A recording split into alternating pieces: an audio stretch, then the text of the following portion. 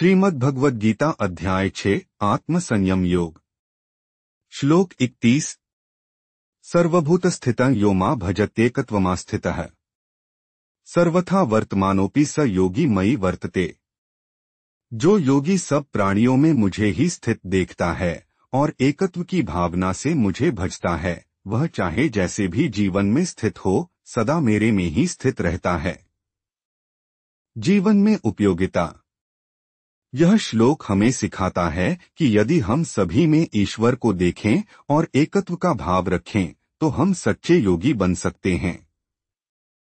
जीवन में हमें भेदभाव, द्वेष और अहंकार को त्याग कर सभी में परमात्मा के दर्शन करने चाहिए। इससे हमारे विचार शुद्ध होंगे और हम कर्मयोग के मार्ग पर सहज चल सकेंगे। यह दृष्टि हमें करुणा, सेवा और आत्मिक शांति की ओर ले जाती है। श्लोक 32। आत्मोपमेन सर्वत्र समपश्यति योर्जुन सुखं वा यदि वा दुःखं स योगी परमो मतः। हे अर्जुन, जो योगी अपने समान ही सभी प्राणियों में सुख और दुःख को देखता है, वही परम योगी कहलाने योग्य है। जीवन में उपयोगिता। यह श्लोक आत्मीयता और संवेदनशीलता की शिक्षा देता है। हमें दूसरों के दुःख और सुख को अपने जैसा समझना चाहिए। इससे करुणा और सहानुभूति की भावना जन्म लेती है और हम दूसरों के प्रति सहायक बनते हैं। जब हम आत्मोपमय दृष्टि अपनाते हैं तो समाज में समरसता, प्रेम और अहिंसा का विकास होता है। यह भाव परिवार, समाज और देश को जोड़ने वाला होता है। श्लोक 33। अर्जुन उवाच योऽयं योगस्त्वया प्रोक्तः सामेन मधुसूदन एतस्याह न पश्यामि चंचलत्वात् स्थिति स्थिरां। अर्जुन ने कहा, हे मधुसूदन, आपने जो योग का मार्ग समत भाव से बताया है, उसमें मन की चंचलता के कारण मैं स्थिर स्थिति नहीं देखता। जीवन में उपयोगिता। यह श्लोक मानवीय संघर्ष का प्रतीक है। जीवन में हम अक्सर मानसिक अस्थिरता का अनुभव करते हैं, विशेषतः ध्यान, साधना या निर्णय के समय। यह स्वीकार करना कि मन चंचल है, आत्मसाक्षात्कार की दिशा में पहला कदम है। यह श्लोक हमें बताता है कि योग की राह सरल नहीं, परंतु स्वीकारोक्ति के साथ आरंभ किया जा सकता है। श्लोक 34। चंचल ही मनः कृष्ण प्रमाथि बलवदृढ़म् तस्याह निग्रहे मन्ये वायोरिव सुदुष्करम। हे कृष्ण, यह मन बहुत चंचल, बलवान और हठी है। इसे नियंत्रित करना मुझे वायु को रोकने जैसा अत्यंत कठिन लगता है। जीवन में उपयोगिता। मन की गति को रोकना वास्तव में अत्यंत कठिन है और यह श्लोक हमें यही यथार्थ दिखाता है। जीवन में विचारों की बाढ़ से हम विचलित होते रहते हैं, लेकिन इस श्लोक के माध्यम से हमें यह बोध होता है कि मन का नियंत्रण कठिन अवश्य है, असंभव नहीं। यह अभ्यास, अनुशासन और सत्संग से संभव हो सकता है। श्लोक 35। श्री भगवानुवाच असंशय महाबाहो मनो दुर्निग्रहे चलम् अभ्यासेन तु कौन्तेय वैराग्येन च गृह्यते। भगवान श्री कृष्ण ने कहा, हे महाबाहु अर्जुन, निःसंदेह मन चंचल और कठिनता से वश में होने वाला है, लेकिन यह निरंतर अभ्यास और वैराग्य से वश में किया जा सकता है। जीवन में उपयोगिता। यह श्लोक अभ्यास और वैराग्य की महिमा को स्पष्ट करता है। जीवन में कोई भी लक्ष्य, चाहे वह आत्मिक हो या सांसारिक, निरंतर प्रयास से ही प्राप्त होता है।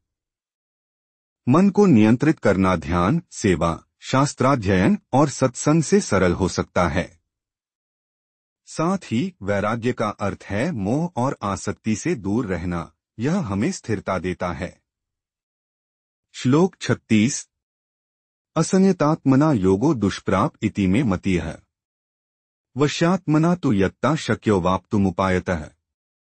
जो व्यक्ति अपने मन को वश में नहीं कर सका है, उसके लिए योग की प्राप्ति कठिन है, लेकिन जो संयमी और प्रयत्नशील है वह साधनों द्वारा योग को प्राप्त कर सकता है। जीवन में उपयोगिता। इस श्लोक में अनुशासन का महत्व बताया गया है। सफलता उन्हीं को मिलती है जो स्वयं पर नियंत्रण रखते हैं। चाहे पढ़ाई हो, कार्य हो या साधना, आत्मसंयम और निरंतर अभ्यास आवश्यक हैं। यह हमें सिखाता है कि केवल इच्छा नहीं बल्कि संयमित प्रयास से ही परम लक्ष्य प्राप्त होता है। श्लोक 37। अर्जुन उवाच ऐत्यः श्रद्धयोपेतो योगाच्चलित मानसः अप्राप्य योग संसिद्धि का गति कृष्ण गच्छति। अर्जुन ने कहा, हे कृष्ण, जो श्रद्धा तो रखता है पर मन स्थिर नहीं रख पाता और योग में सिद्धि को प्राप्त नहीं कर पाता, वह क्या गति प्राप्त करता है। जीवन में उपयोगिता। यह श्लोक असफलता के भय और चिंता को दर्शाता है जो हर साधक में होती है। अर्जुन की तरह हम भी सोचते हैं कि अगर आधे रास्ते में रुक गए तो क्या होगा। यह शंका स्वाभाविक है, लेकिन इससे हम ईमानदारी से आत्मनिरीक्षण कर सकते हैं। यह प्रश्न हमें अपनी साधना को और दृढ़ता से करने की प्रेरणा देता है। श्लोक 38। कच्चिन्नोऽभ्यविभ्रष्टश्चिन्नाभ्रमिव नश्यति अप्रतिष्ठो महाबाहो विमूढ़ो ब्रह्मणः पथि। हे महाबाहु, क्या वह असफल योगी जो न इहलोक के सुख भोग सका न ही ब्रह्मा प्राप्त कर सका, छिन्न बादल की तरह दोनों ओर से नष्ट हो जाता है। जीवन में उपयोगिता। यह श्लोक दर्शाता है कि जब हम आध्यात्मिक मार्ग पर चलते हैं और असफल हो जाते हैं तो डर होता है कि हम कहीं व्यर्थ न चले जाएं। लेकिन इस श्लोक में यह भय स्पष्ट रूप से दर्शाया गया है ताकि भगवान आगे इसका समाधान दे सकें। यह हमें स्थायित्व और उत्तरदायित्व की भावना सिखाता है। श्लोक 39।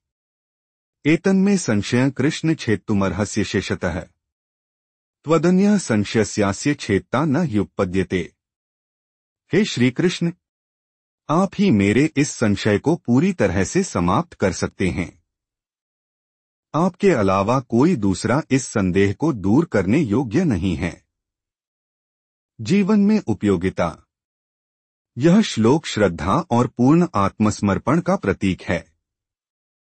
जब जीवन में हम किसी उत्तर को नहीं समझ पाते तब गुरु या ईश्वर की शरण ही समाधान होती है। यह हमें बताता है कि ज्ञान के मार्ग पर ईश्वर या सच्चे गुरु के मार्गदर्शन की कितनी आवश्यकता है। श्लोक 40। श्री भगवानुवाच पार्थ नैवेह नामुत्र विनाशस्तस्य विद्यते न ही कल्याणकरित कश्चित् दुर्गति तात गच्छति। श्री भगवान ने कहा, हे अर्जुन, उस योगी का इस लोक या परलोक में कभी विनाश नहीं होता, क्योंकि जो भी शुभ कर्म करता है वह कभी दुर्गति को प्राप्त नहीं होता। जीवन में उपयोगिता।